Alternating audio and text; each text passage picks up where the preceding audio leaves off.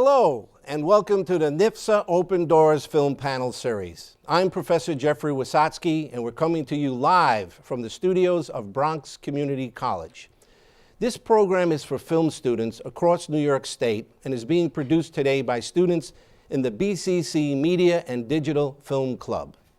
It's a great time to be a film student in New York, thanks to Governor Cuomo's Film Tax Credit Program. It means that film and television production is booming. Today we'll be discussing filmmaking, producing, and cinematic storytelling with three people who know a lot about the subject. Producer Barbara DeFina, who's produced such iconic films as Goodfellas and The Age of Innocence. Brian Bell. Brian Bell's producing upcoming Ang Lee film, Billy Lynn's Long Halftime Walk, and also Todd Haynes' upcoming feature, Wonderstruck. And Declan Baldwin, who produced the Oscar-winning films Still Alice and Far From Heaven. Welcome to the program.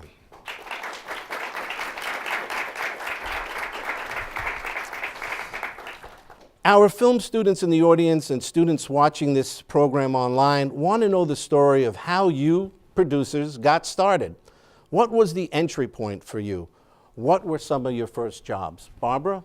Well, when I started, I didn't know I wanted to work in film. I thought I wanted to work in theater. So I was out looking for a job, looking for some entry point, and couldn't find anything. So I figured I'd do the next best thing and get as close as I could. I got a job at a company that made television commercials. And I was working in the office.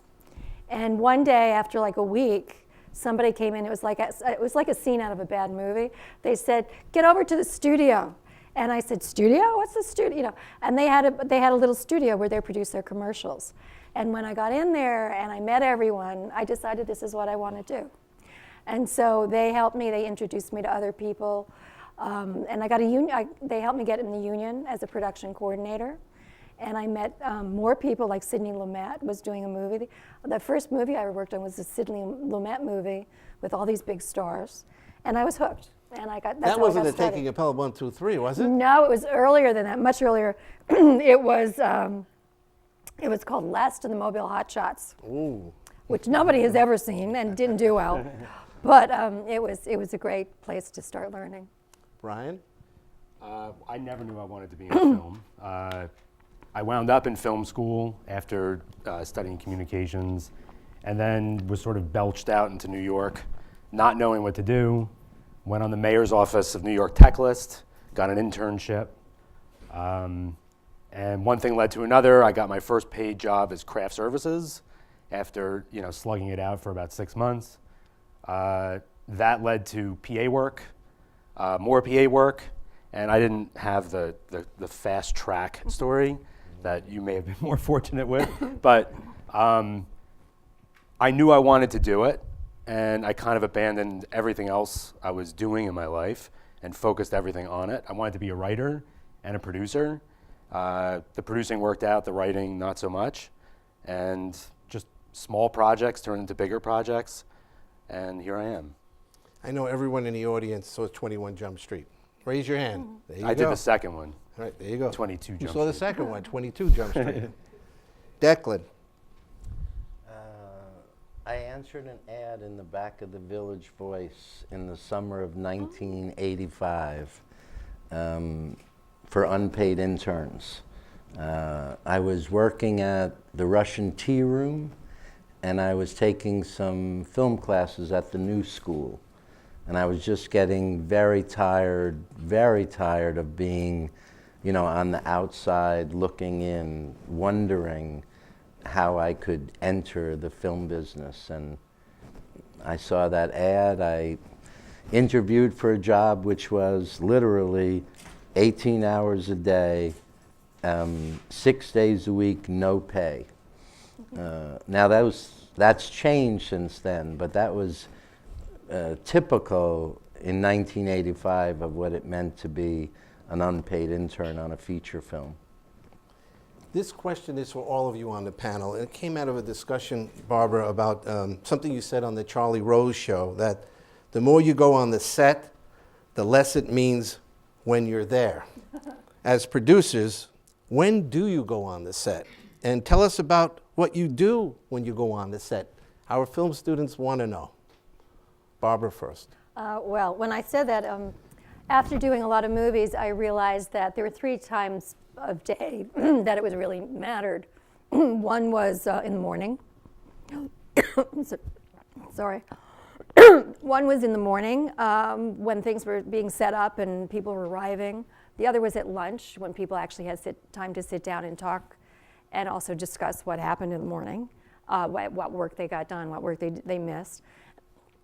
And the last time was just before wrap, when you sort of did your, you figured out, did you get your day? Were you going to get your day? Should you work more overtime? Should you come back the next day? And I found that the more time I spent in between sometimes, the less I just became a piece of their furniture, you know.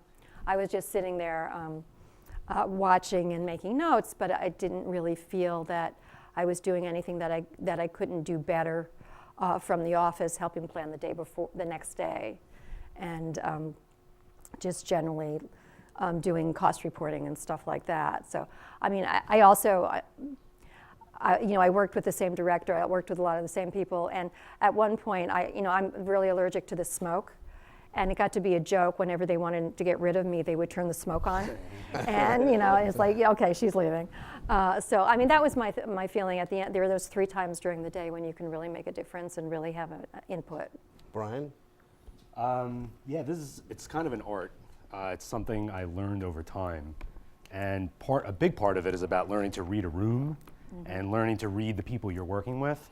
There are some directors who need you there all the time, constantly, and there's some directors who forget your name halfway through the movie.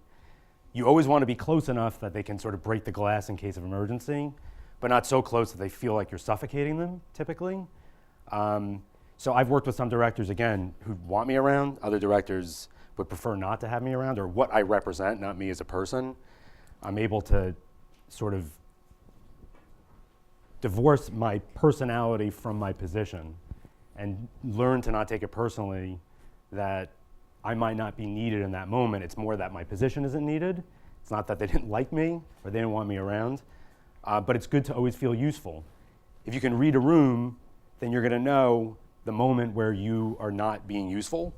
So if you're supporting the director and that's all you're doing, you're supporting what the studio wants, what the director wants, and you can table it in such a way that people don't feel like they're being put upon by you, you'll get a lot more than if you're always running around trying to put out fires that aren't burning, it's something you develop over time, I think. So. Declan? Breakfast and lunch. Those are the. Well, Brian's answer so accurate. I spend a lot of time on set, but there's set, the kind of inner circle where the camera is, and then there's the fringes. And as a physical producer, I insert myself to that inner circle and then I retreat from it. But I'm often on the fringes.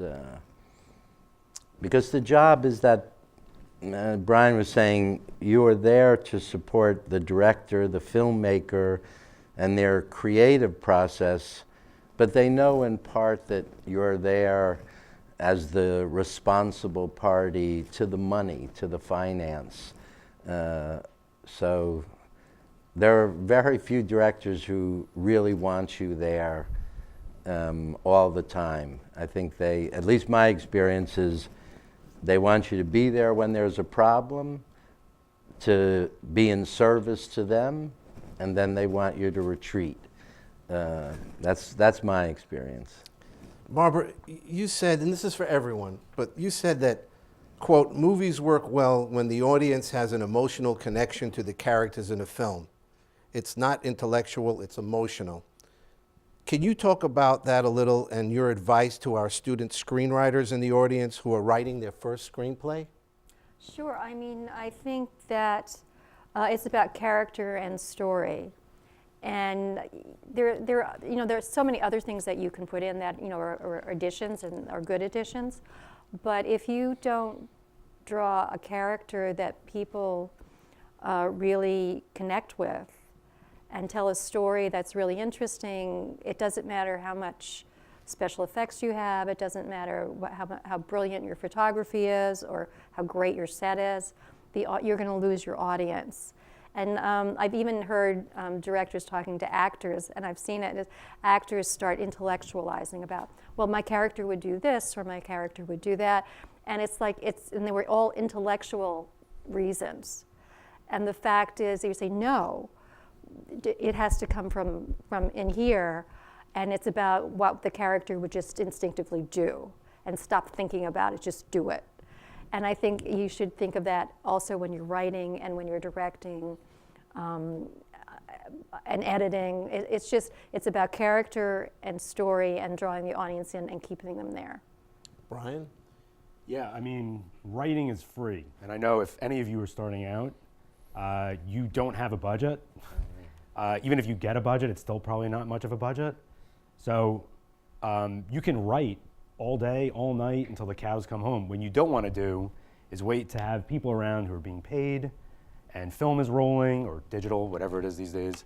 Or you're an editorial trying to write your story in the edit room.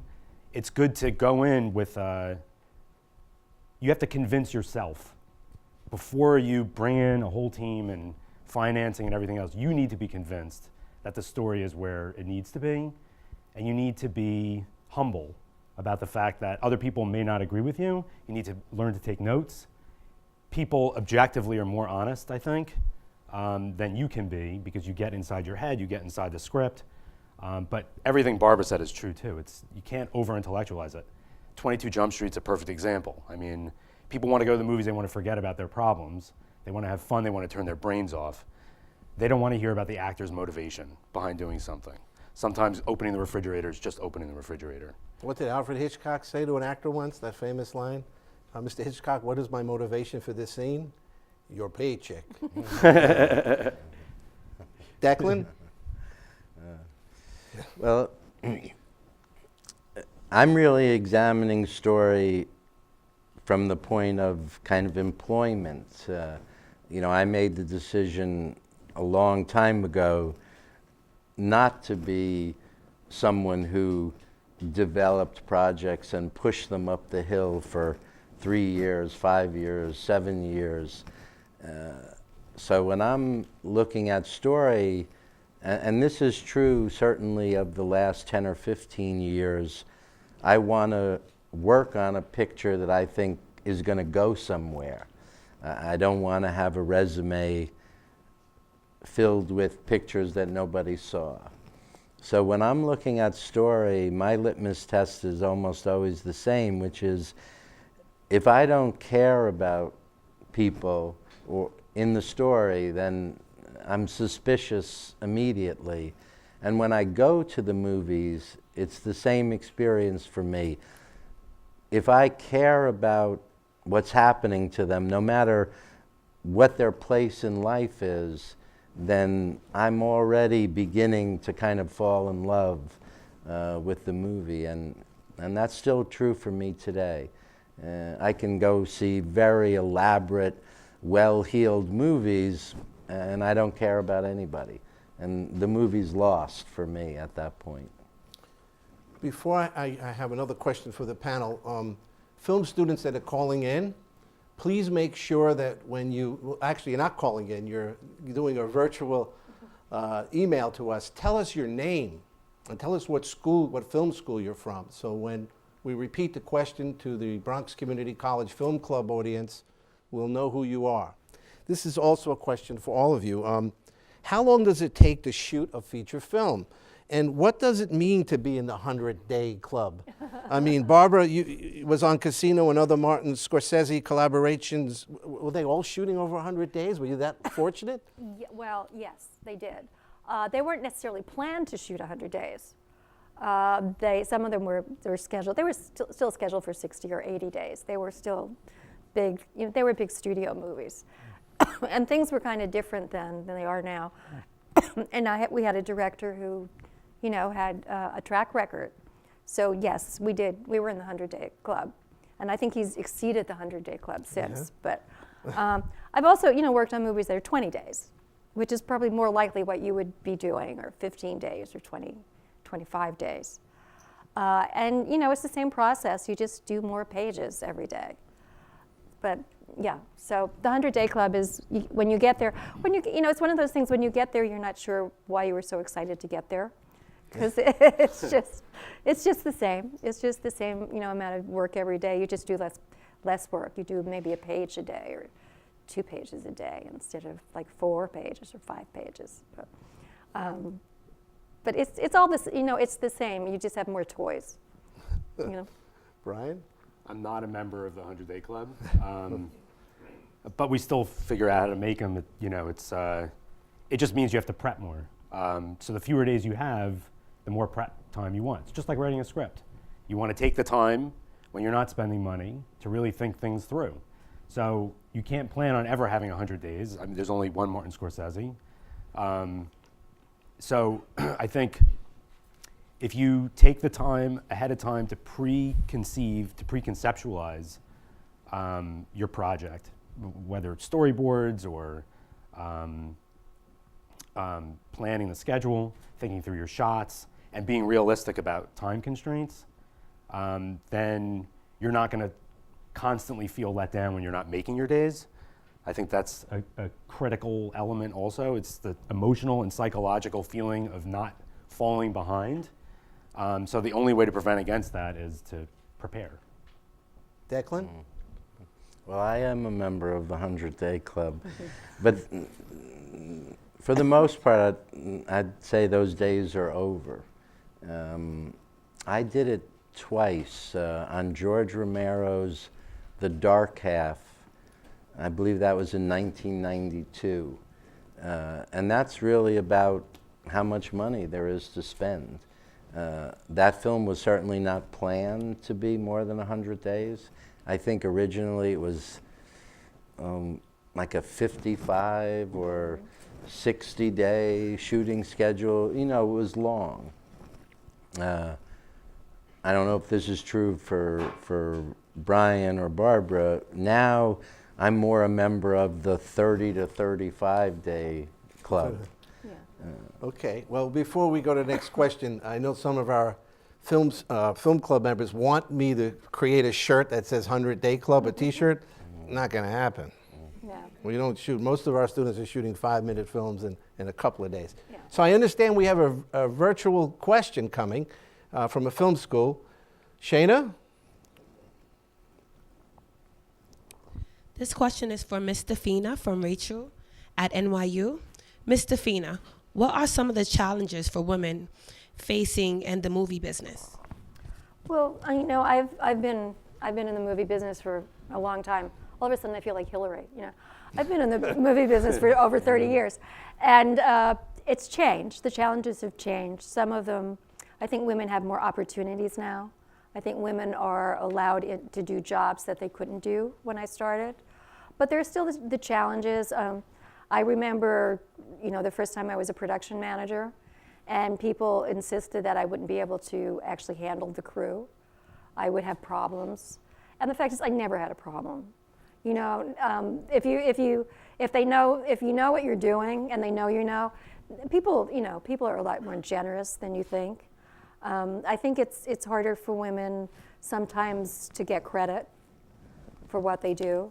I think if there's some men of a certain generation in particular who will be a little more lenient. If a woman and a man are doing a job, for some reason they might think the man is doing a better job or a different job. Or I found that's difficult. You just have to work harder sometimes. But things have gotten much better. It's still almost impossible for women directors in TV and in features. And the needle hasn't moved since the 1990s. There was a sort of a spurt where women got to direct more and women got to produce more. And women have gotten to produce more and more, and it's gotten better. But women directors, the needle hasn't moved.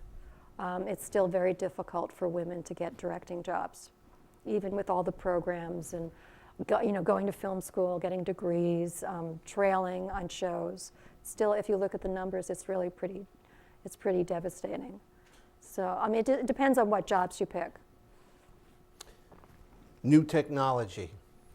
Brian, what are some of the challenges of working in new technology?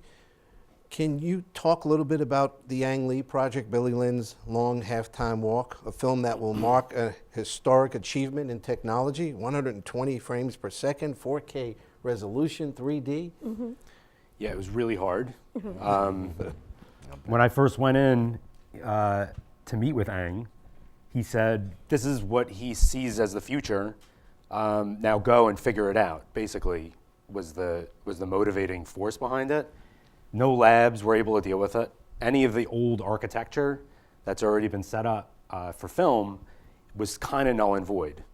The books, the film school books, the way of doing things, the language was all going to change, because when you shoot at a higher frame rate with a higher resolution, you can't cheat anymore. You can't hide anything. It's like you're in the room with the person. It's going to take some time. Not everybody reacts positively to it right away. It's just the next challenge. But every step of the way, whether it be from pre-production, post-production, storytelling, acting, production design, costume design, the way critics review, the way theaters distribute, the way studios deal with the movie, everything has changed as a result of it. It doesn't mean that it's definitively going in this direction tomorrow, but it may be a peek into the future. And for the people who are lucky enough to be able to get into one of the few theaters that's going to be showing the whole shebang, as he calls it, you'll make up your own mind. But it is very new. What's the release date? November 11th. Okay. Brian, also, you told me a wonderful story about how the industry validates you in a certain crew position. Can you share with our audience your sound recorder story that happened to you when you were an NYU film student? Yeah, well, originally I studied communications at a different school doing radio dramas. And so I was good at sound. It's something I just became better at. So when I got to NYU, I was that guy who did the sound recording on everybody's movies. What I realized in retrospect was that it gave me the ability to actually just be a fly on the wall and watch what everybody was doing. So everybody's having fights about this, that, and the other thing. It didn't bother me.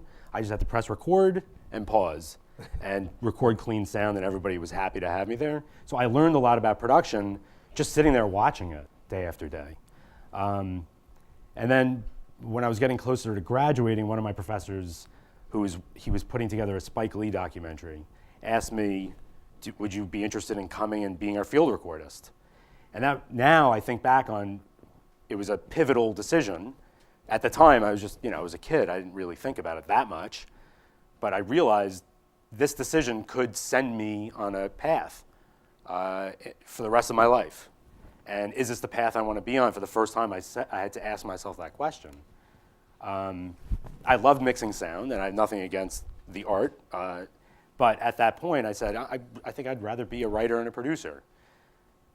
So that's what I just focused on. What I realized was it's not about the size of the project or the people you're working with. It's that if you want to be a director, that you're directing. If you want to be a writer, you're writing. If you want, it doesn't matter the size of the movie, the people, or anything else, that you are filling the position that you see yourself in the future, so that people can identify you in that position. Because if you're the sound recordist, and you could be fantastic, who wrote the best script in the last 10 years, it will be the script from the sound recordist. And people in the industry can't get that out of their heads. You get pigeonholed. So it's important to sort of stick by your guns when it comes to making long-term decisions. And Declan and Barbara, I would like you to come in on this one too. It's about short films. The other day when I was talking to Brian, we talked about Martin Scorsese's first short film, The Big Shave, which I show in my film class. No one wants to shave the next day after they see the film. But can you each talk briefly about the importance of a student short film, not only in terms of if there's a distribution platform, but this is the route many of our students are taking. Barbara? I think having a short is really important, but it's got to be a really exceptional short if you're going to get anywhere. So, and maybe it's not going to be your first short. I think you've got to really do something exceptional, and it doesn't take a lot of money. You should, forget about the money part. Again, it goes back to story and character. Like The Big Shave, for example, is a guy shaving in front of a mirror. So except for some of the special effects and stuff, it really wasn't expensive. So, so you just really have to do something that's exceptional, that will get people's attention. Like The Big Shave definitely gets your attention. But everybody should work on a short, but don't rush into it. Make sure you've got a really solid story, and that you do a short that really is viewable and interesting, and maybe humorous or something. It needs to have what they call a hook. Brian, short films? Yeah. I think making a short is, critical. The biggest part of it for me, in terms of learning, it was about learning who I was and what my capabilities were. When I looked in the mirror, I had to say to myself, you're really good at this, or you're pretty good at this, or you're horrible at this. And I realized I was good, I looked around, some of the kids in the class I thought made a better film than me. And so I thought to myself, well, if I'm just in the film school class and these people are making better films than me, I have to be real about my prospects as a director. And that's one of those times you just have to be honest with yourself. If you make a great one with a hook and you can really, sell yourself with it, it could be a calling card. That's the practical way to use a short, but there's an emotional component to it, which is, okay, so I've been in film school for 4 years now, or 2 years, however long. I've invested this much time, this much money. I've studied. I've been watching movies. I love movies, and that's my contribution so far. Is that good enough? And you watch The Big Shave. It's striking. It's I think probably at the time everybody thought it was striking. Is your film striking? And if it's not, where you have to be realistic about where do you see yourself. So it's that moment, again, just evaluating who you are, I think. Declan, short films? Well, I was actually at the Woodstock Film Festival, I think it was 2 weekends ago, and I saw a number of films, but I saw probably 20 shorts. They had 3 sections, animated shorts. I think one section was called Outsiders, the other one was called Jest, which were comedies, and most of them were 10 minutes, some were 5, some were 17 minutes. And I hadn't done that at a festival in a while where I saw a lot of shorts. And I was, knocked out by them. Now, these are the ones that were selected and made it into the festival. But everything was there. Cinematography, sound recording, performance, titles. And in my opinion, a short is almost essential if you want to be a filmmaker. And it is very much a calling card, because if you're a young person and you have a story idea or a script, chances are nobody's going to give you $750,000 or whatever to make a low-budget indie. But if you have a short, or if you have 5 of them, someone can really examine that and say, oh yeah, I think this person has something special as a filmmaker. I have one line at the bottom of my website that says, if you want to be a filmmaker, make a film. And I really believe that. Like, I don't consider myself a filmmaker. I've never made a film. But when my son Liam was 8 years old, he did a claymation film. I think it was about 2 minutes, like thousands of individual photographs moving these pieces of clay around, and then he uploaded it onto YouTube. And when he did that, I was like, you're a filmmaker. You made a film. I'm not a filmmaker. I've never made a film. I've never uploaded it on YouTube, and it doesn't say written by or directed by Declan Baldwin. So if I was a young person today, I'd be making shorts every weekend. We have a question, a YouTube question. Shayna?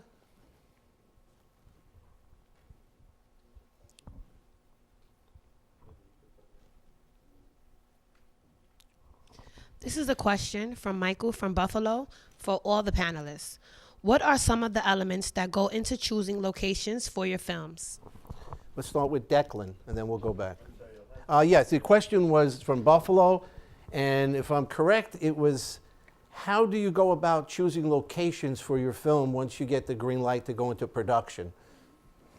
Who makes that choice? Is it the location manager, the director, is it a collaboration? This question is from Buffalo.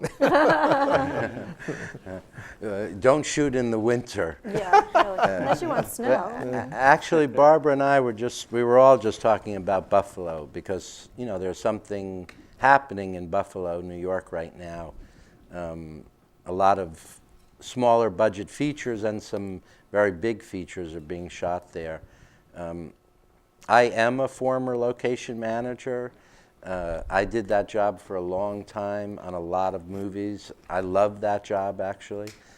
The director ultimately is really always making the choices. Some directors will give a lot of leeway to the production designer and sometimes actually just let them choose it, but that's pretty rare. It's really the location manager, you know, hiring scouts, overseeing this process, which is really just about, oh, I want a grocery store in the Bronx, and it shouldn't be too big, and I don't want it to be fancy, and the script has described it.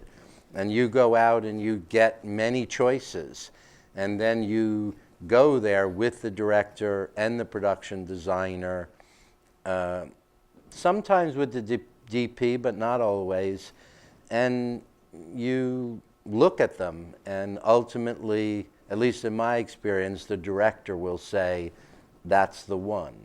And then back to the location manager, now go get it, and secure that for us, and the parking lot across the street, and the church down the street, so we can eat in all of this enterprise that quickly develops around, you know, that grocery store. Brian? Yeah, so we spend a lot of time in vans. And I call it the mobile peanut gallery.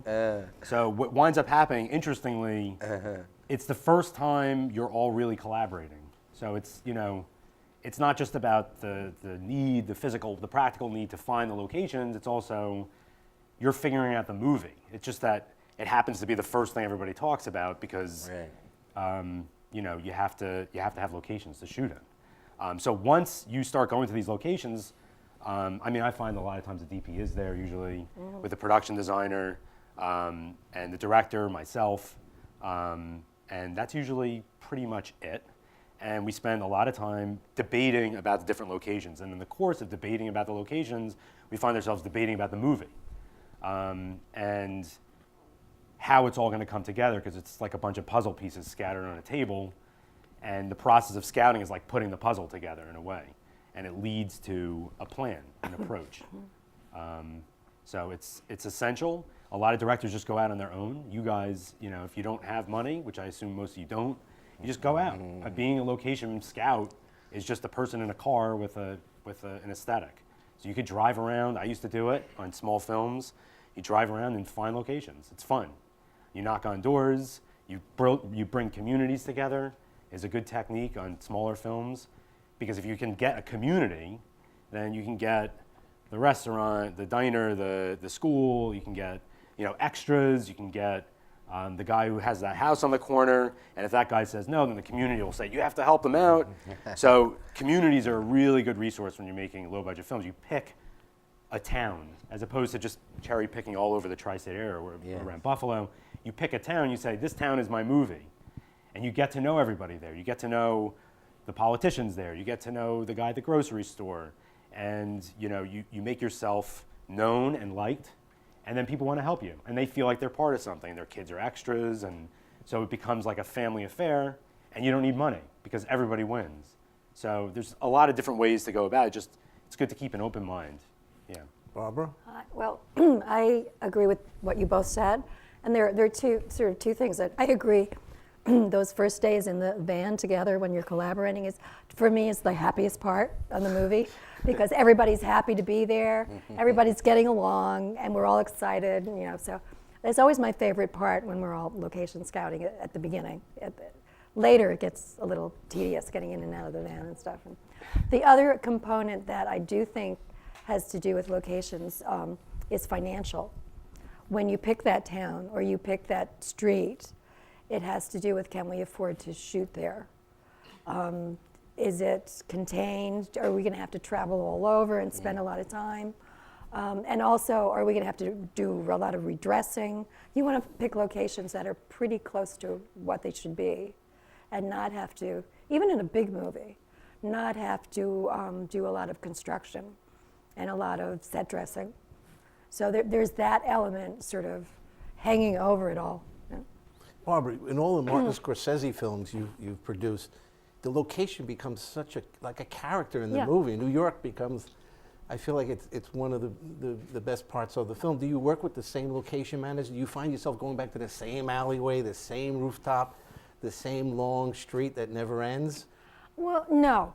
We do tend to, yes, in fact, we do kind of work with the same crew a lot and the same designers a lot. But the locations tend to be different for each movie.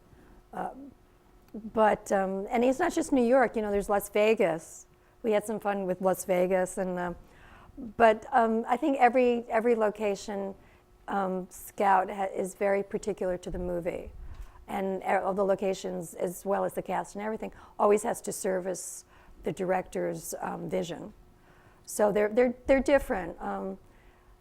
If you look at Marty's movies, for example, I'm sure there is a theme about what things look like and what New York looks like, but they're all always a little different and always mix it up a little bit. And he does work with different people. I think all directors get attached to certain creative collaborators, but then sometimes they'll make a change too. Declan, and again, this is for all of our panelists. Declan, one of your big clients is Amazon.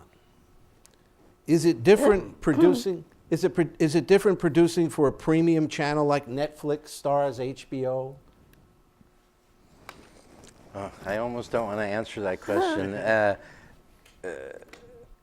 Yes, my company happens to be involved with Amazon. We're the production service company for their feature film division, and it's a fairly new relationship. Repeat the question, which made me so nervous. Is it any different producing for a premium channel than it would be for regular network or a production company like Paramount or Warner Brothers? I mean, you have people paying a subscription fee to watch this production at home versus going out to a movie theater. Yeah, honestly, I don't think it's really that different at all. We use an expression often, or at least in my circle we do, is, where's the money? And sometimes from Jerry Maguire, from the Jerry Maguire. Show me the money. And sometimes the money is a well-heeled studio. I've done both some television work, so streaming for Amazon, and some feature film work for them. And there's executives, there's finance people. I would say it's, for me, very much the same as doing something for Columbia or Warner Brothers. And then there's the indie world, and that's where it really gets fun, because that money comes from the oddest places. My joke is it's better than polo ponies and it lasts for a whole year. And those people, at least in my world, are really important. And someone who will say, yes, we're going to give you $8 million or 10 or $15 million. And they really have no infrastructure, no real connection long term to the film industry, and oftentimes no long-range goal in the film industry. But for 1 year or 3 years, they're in it. And a lot of great movies get made under that model with that kind of money that had nothing to do with Warner Brothers or Amazon or Netflix. So. And Brian, your experience with premium? Well, actually, yeah, I just worked with Amazon also on the Todd Haynes film. It was interesting because I think we're sort of at a crossroads right now. So I just done this Ang Lee movie. That's the future technology, all this stuff, 120 frames, craziness, just so future. And then right after that, I go into a Todd Haynes movie, and he's a purist. We shot 35 millimeter film. Nothing fancy about it. He didn't want anything. He was a storyteller. It was about lighting. What Ang is trying to do, I think, I don't want to speak for him totally, but part of what he's trying to do is get people to come back out of their living rooms and go back to the movie theater. And the idea of this technology, it's not just bells and whistles, but it's a way to show an audience something they could only see in a movie theater, that you can't see at home, you can't experience it at home. It used to be the feeling of being in an audience and feeding off of the energy of the audience, but that's becoming less important. I don't think people care about that much anymore. I think they'd rather have their bathroom close and be able to pause it and get a snack and not pay $30. Well, Amazon is, I think that their main distribution platform is their Prime service. I see that is where they're trying to go with it. For the time being, they're also going to partner with individual distributors so the movies can still go out theatrically. Otherwise, they'd never get these directors to come and make movies there, because these directors want their movies to be released theatrically. But I think in the subconsciousness of all of these streaming providers, Netflix and Amazon, I think they're trying to get everybody to stay in their living room, ultimately. That's going to be the big... And Barbara, before you take this, just a little anecdote on when my son was 5, I took him to the Time Warner in Ridgewood, New Jersey, and I remember during the Disney film, he said, "Dad, could you please go up to the projection booth and ask the projectionist to pause because I really have to go to the bathroom." And that's when I realized I had to build a home theater. Yes. So it happens. But Barbara, your experience with premium channels? I haven't had a lot of experience with premium channels. I have, in the last year, been dabbling in something, digital, what they call over-the-top or OTT, which has been a real learning experience. It's content that's produced for your phone and your watch and whatever, which has been actually an incredible learning experience. Both companies I've done some work with are French-based, but they one was just European distribution of Studio Canal, and the other is a company that also is going to hoping to do U.S. and Canada. But it's things are changing. Things Can are. I ask the content? What were they producing? Is it a promo for a? No, they were sort of longish form. We were doing 10 8-minute segments as a serial. Okay. And it was meant to be shown on, like, you could watch it on your phone, you could watch it on your computer, you could. Wow. But that's a whole new door that's open now. Well, that wasn't around when I won my Kodak Teenage Movie Award. No, it's just everything is changing so dramatically. But Do we have another question? Shayna, we have another question from our YouTube audience. This is from Michelle at Westchester Community College. For any or all of the panelists, can you offer any advice for students trying to break into the business? For example, if I want to be a DP, does it make any sense for me to work as a PA? Westchester Community College. Cheryl? Is that her first name? Michelle. Michelle. She wants to break into the business, maybe as a DP. Should she stay in film school? Is that the question, Shayna? She says, does it make any sense for her to work as a PA? All right, does it make any sense for her to work as a PA if she wants to eventually go into the camera union and become an assistant camera person or cinematographer, videographer? And we'll start with Brian. Yeah, I mean, I touched on this a little bit with the sound mixer phenomenon, but I can't read the future. I can't read the tea leaves and know who you would have bumped into had you been a PA, what circumstances may have prevailed had you done it. That I can only talk about what worked for me, So I don't know that there's any hard and fast rule about if you want to be a DP, don't be a PA, or a costumes or whatever. Certainly, if you're closer to film, you're more likely to wind up staying in film. So if you want to be a DP and you're working at the mall, you're probably less likely to get a job as a DP than if you were a PA. So I guess it's relative to what. But if you're a DP and you're good at it, you know that's what you want to do, you're already ahead of the game. Now you just have to focus all your effort on how do I become a DP.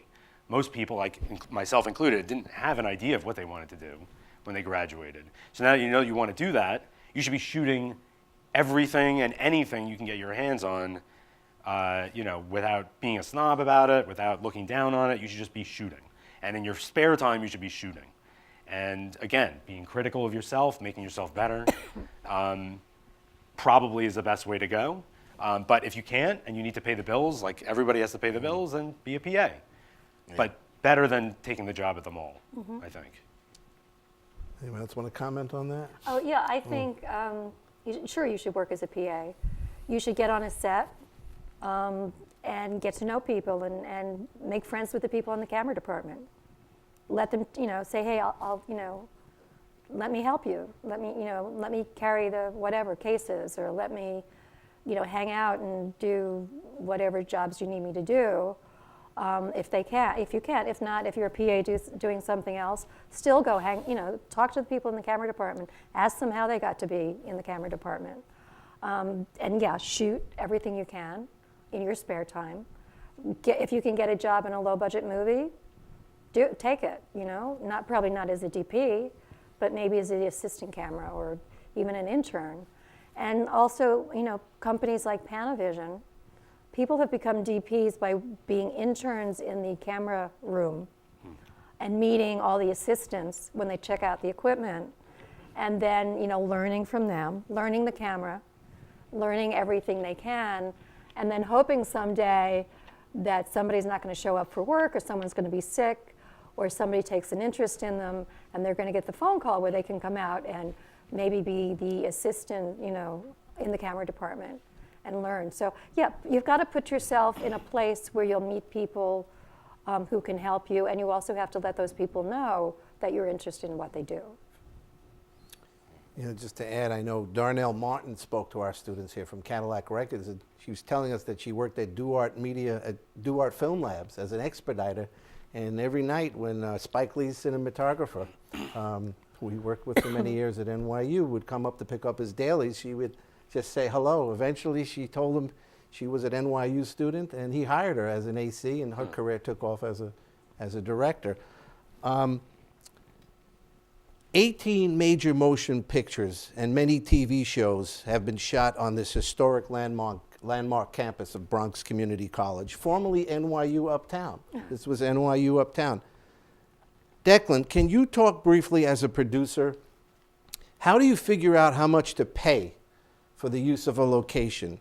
And when shooting on a campus with a film school like us, should production companies embrace hiring students as PAs during the shoot? I know we spoke about this briefly the other day, and I know you speak about this because many of our students want to know, how much do I have to pay to use this location? They're fortunate they get the location at no cost, but how do you go about that? How do you charge? How do you figure out? Is there a pay scale? What to charge? Yeah, there is, and that pay scale is your budget. Okay. That's true. I've filmed at so many colleges in New York, and I'll give you a quick example. In the film Still Alice, the main character, she's a professor at Columbia University. And we were able to name it as Columbia University, and we shot on that campus. And we would have loved to have shot everything that was about that portion of the story in and on that campus, but we could not afford to because Columbia has a particular pay scale for locations, and it was beyond us. So we shot all of our exteriors at Columbia and all of our interiors at Queens College. Now the movie works perfectly well, and that was because the cost at Queens College was just less. And if that were another film with a smaller budget, we would have gone to another school and another school, you know, trying to make that marriage of you have what we need and we can afford to be there. As far as students, making that deal, I think it's a great idea, but of course we want experienced people. I'm talking about production assistants. And I'm talking about production assistants. You want experienced people, you don't want just a body. So when we go, especially to colleges, and there's big scenes and big pieces of real estate to cover, you engage a lot of additional PAs whose tasks are pretty modest and their experience level can be pretty low. And so, yeah, great introduction to have a student work in that capacity. If someone said, hey, film at this school, but I want you to make, you know, 3 of the main production assistants part of the crew, my answer would be no. I need somebody who knows what they're doing. Okay. Barbara? I sort of agree, though. I think on occasion, depending on the size of your budget, you might be able to accommodate a few local, I call them local PAs, but you clearly wouldn't expect them to really be in any position where they would have to have any knowledge, or frankly, it would just be part of the deal, you know. Did you have any problem renting locations for casino in Las Vegas? Were they very expensive, sure. or did you have to go to a studio? It wasn't just expensive, you know.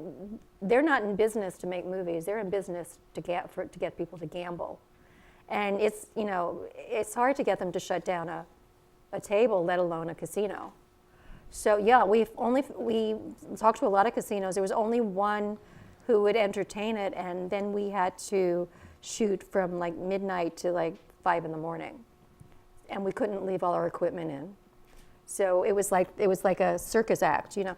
We would finish at 5 in the morning, we'd clean everything out. We'd be able to leave some cables and stuff. And then at midnight, we'd be, you know, waiting to go back in and shoot the big wide shots anyway. There were some times that we could block off some tables and stuff. But yeah, it wasn't easy at all. They weren't interested in making a movie. Brian, anything about locations? Well, college campuses, I mean... Well, any location. Yes. Yeah. Oh, okay. Well, with colleges in particular, I agree with what these guys said. But it's not only just about the money. When it's a smaller film and it's just walk and talk and character, you know, cross coverage, then it's just about the budget, right, and the aesthetic. You can make it work. But when you have big action sequences, so like in 22 Jump Street, they're at college. You know, so we went to Tulane University, and we had to do these big action sequences on campus. And so it's not like every college was saying, come on in and do big action sequences. At a certain point, it wasn't about negotiating the money. Certainly we had to negotiate. It was about, this is the college that's going to let us do all these insane things on their campus. We didn't hire any PAs, but that doesn't mean you can't stand. We had people watching while we were filming. You probably learn more not being an additional PA because you don't have to stand locking up a set all the way out in the periphery somewhere. You can actually get closer and see what's going on. You're free to roam because you're not on anybody's payroll. I don't know that it leads to a job anyway. Right. You know, Declan, now that you've told me you shot those interiors at Queens College, I lived in Dodge Hall when I was a Columbia University film student. And when I saw Still Alice, I said, man, did they change the rooms at Columbia? Yeah. So it's interesting. I know when they shot A Beautiful Mind here, when you see the film, and the Coen brothers shot Burn After Reading. When they left and they redesigned the school again, we played the Russian embassy in that movie. And when they left, it went back to Bronx Community. But for 3 days, we were the Russian embassy. Do we have another question from the studio audience? I know that I saw a couple of hands go up. Stacy, come on up. Yep. Hi, how you guys doing? My name is Stacy Jackson, and I attend Bronx Community, and my major is film productions. I just have one question. what was you guys' biggest blowout as far as a film? And what was some of like the things that went wrong, and how did you guys overcome everything on set? So again, Stacy wants to know, as producers, what was one moment on the set that really blew up and you fixed it? And also, what's one of the calmest moments on the set when you begin production? Barbara? Oh God, things go wrong all day, every day. I mean, I think that's the fun of it. I mean, that's what I like. I love problem solving. So you have to like problem solving if you're going to work on a movie. So things go wrong all the time. We had one huge mess up on Cape Fear. We used this one large, really great house as a main location, and all summer we were prepping and fixing it and everything. And we started shooting there just before Thanksgiving, only to find out that on Thanksgiving, because the air traffic into Florida picked up, that we were next to a runway that had been dead. We never saw. No one in the state had ever told us about it. So we had to have somebody out on the runway, literally, and tell us when a plane was coming. And so it was like, here comes American 207, and we'd stop, and we'd wait and land, and we'd go again. So that was the craziest, stupidest. That's kind of scary. Yeah, it was, but it worked out fine. But it was so quiet there all summer long, all fall, and then Thanksgiving weekend it went crazy. Wow. Brian? Blow up moment? Yeah. Well, it is always, you're always on your toes. That's part of the excitement. I love it. Yeah. I thrive on it. People think I'm crazy, but you have to love that. There are moments that are much darker than other moments. There are some moments where you're like, yes, I'm in my darkest moment right now. I did a movie that was like straight to video, not very good, about 10 years ago, right near here at the Kingsbridge Armory, which had all kinds of environmental issues, and we had to shoot in there a subway tunnel that was about a quarter of a mile long. We built the subway tracks, and we had to get rid of all the asbestos and the lead paint and the guano and all these horrible things that were in there, but we needed to start construction in a week. So you hire an environmental company, they come in, they clean it up, you pay them, and then you get your certificate of, health, whatever, your clean certificate. So the night before the crew was supposed to go in to start actually doing the construction work, I showed up just to see what the progress was. And I looked down this tunnel, it's a quarter of a mile long, and I see these guys working all the way to the other end. And I said, great, they're almost done, they're at the other end. I walked down to the other end and I said, this is great, guys, you're almost done. They said, oh no, we're going that way. We're working that way. And I said, you've been here for a week, you're only down here, you got all this to do. So we had to work all night, and I sort of led the charge, and I put on this space suit, and I had a scrub brush, and I'm yelling at everybody, go, scrub, scrub. And we sprayed on the sealant just as the union was coming in to finally inspect it. It was still settling, and he said, this looks great. And that was, Right. So it's not just, the dark moments happen, it's about how you deal with it. And if you're the kind of person who rises to the occasion, and you're willing to work 30 hours straight until you can't even see straight, or do you just succumb to it and say, oh, this is horrible, who could ever deal with this, I'm done. So a lot of it's about you, because the moments are all there. Okay, great. Thank you. Declan, do you have a blow-up moment that happened on one of your films? Well, I have 100 of them, but I'll do the calm. 100-day club and I'll 100 do the blow-up calm club. one instead. I happen to have two sons who are PAs on movies, and one of them is working on a film today, and it's a closed set. It's a lovemaking scene. So he was like, today is going to be cake.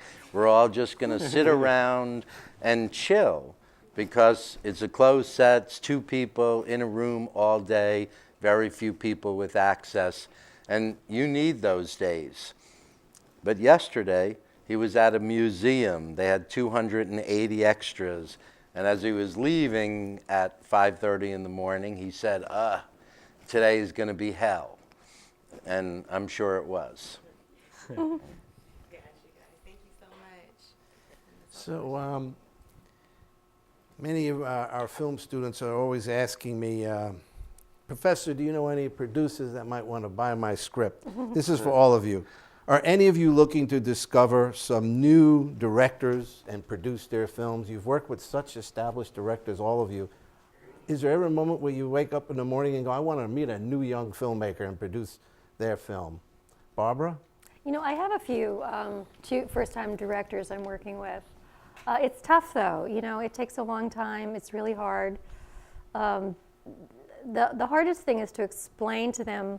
I usually get them after they've been with someone else, and they go in and somebody says, okay, so great script, love it, you're going to direct, you wrote, we're going to raise $2 million, or we're going to raise $1 million, we're going to get this big actor, and then about a year or so goes by and they don't get the actor, they don't raise the $2 million, and so finally you say, you really want to make your movie? Okay, so you're going to have to just make your movie. So you're going to make it for like $300,000, or you're going to make it for $500,000, and we're going to do it. And so that's the sort of process of working with young directors and new directors. They're not all young, or director writers. But it's tough. It's difficult, and you have to do it for a really small budget usually. Very few people start out getting even $1 million. Brian? Yeah, I don't so much. Not because I'm not interested in it, and I come from that world. I come from making small films, so I'm not, I don't thumb my nose at it at all. It's how I started my career. But they're hard. I'm going to be honest. They're really hard to make, and so after you've made a lot of movies, it's you're kind of exhausted. So that's the first thing. It's the practical part of getting older. I'm not in my early 20s anymore. But what I do oftentimes is people call me all the time. I just give people free advice. And that's actually has more value than me saying, I'm this guy's producer, and because I don't really raise money. That's not really what I do. Usually when a project comes to me, there's already a director, a script, and we're either have the financing or closer to the financing. But it's really hard to raise money. It's a full-time job. And if you want somebody who's really dedicated, then that's you. There isn't like Mr. Moneybags just waiting to discover that person. I'm putting together a project right now with Ang Lee, and it's hard. It's hard to get the money, and he's Ang Lee. So if you're just starting out, you have an iPhone, make your movie on your iPhone. You write the best script you can write. Back to the point about writing a good story. If you have what it takes, you can film a guy shaving and tell the world that you're the next it person. Don't wait for somebody to come and rescue you. Declan? I have a very similar take on it.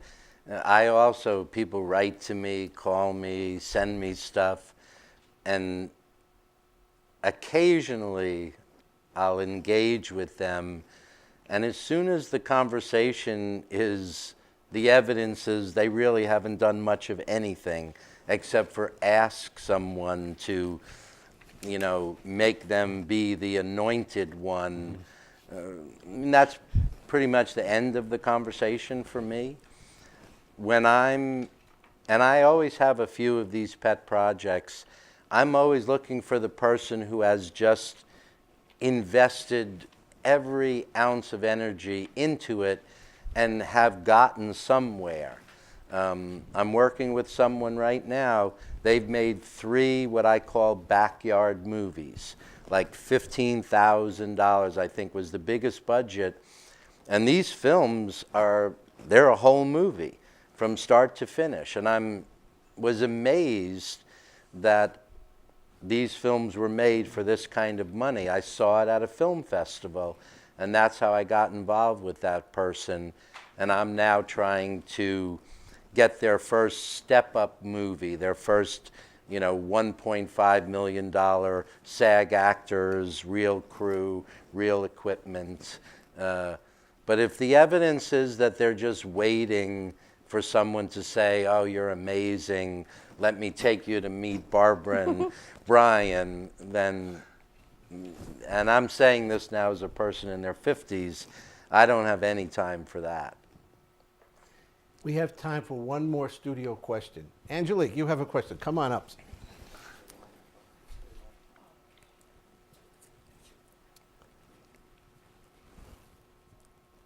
Hello, my name is Angelique Alvarez, and I attend Bronx Community College and the film program here. I just wanted to ask everybody on the panel, as you're reading the script, do you already visualize who's going to play the parts while you're reading the script? So Angelique wants to know, when you get a screenplay, you're about to come on as the producer, do you visualize some of the characters in terms of Hollywood actors to play the parts, or do you leave that up to a casting agency? How does the director get involved? Barbara first. I very rarely do. I usually think more about a type and an age than actually a particular cast person. I leave it, up to the director, a casting agent. I certainly have opinions. There's a lot that goes into those choices that isn't just creative. It has to do with the size of your budget and how much, quote, value those people have. So, but I don't usually, no. Ryan? Yeah, same thing. I mean, it's really the director's decision, ultimately. Some directors want to know what I think, and more often than not, they don't. When they ask, then obviously I'll usually have an opinion about it. But there are times where I visualize somebody, but I usually keep it to myself, or I store it away for that moment where the director says, would you think so-and-so would be good for this part? And I could say, actually, how about this one? John Travolta. John Travolta, he's available. Declan? I don't either, but when there's talent attached, you can't help it. If you know, and you often do, about a few roles that are going to be played by a particular actor, I can't help but to immediately install them into the material that I'm reading. All right, thank you. Well, our time has come to an end, and we'd like to thank our distinguished panelists for taking the time to talk to us today. And I'd also like to thank the New York Governor's Office of Motion Picture and Television Development, the New York Production Alliance, the New York Film and Television Student Alliance, and our student TV crew from the Media and Digital Film Club here at Bronx Community College. See you next time. Wow.